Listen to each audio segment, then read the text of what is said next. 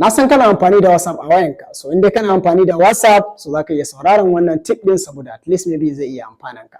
Akwai lokuta da yawa da zaka ga akwai wasu chat wayanda kana buƙatan sirri akan wayannan chat din in case so da koda wani ila yana daukan wayanka ko kana ba wasu wayanka, so zaka iya locking wannan chat din wato ka rufe shi wanda duk lokacin da zaka shiga dole sai da permit ɗinka wato zaka sa security, idan kuma da Face ID ne zaka sa Face ID.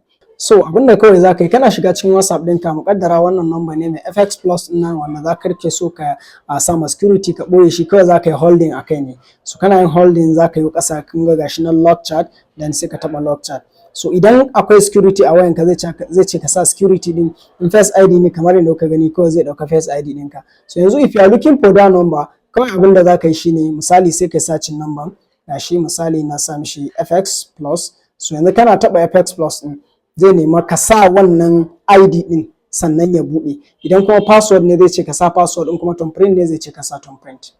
Idan har ka ji daɗin wannan bidiyon kai liking sannan kama mutane sharing saboda da yawa yan uwanka masu amfani da WhatsApp za su iya buƙatan wannan bidiyon. Har kullum dai sunana Mr. Complete, mu haɗa bidiyo na gaba.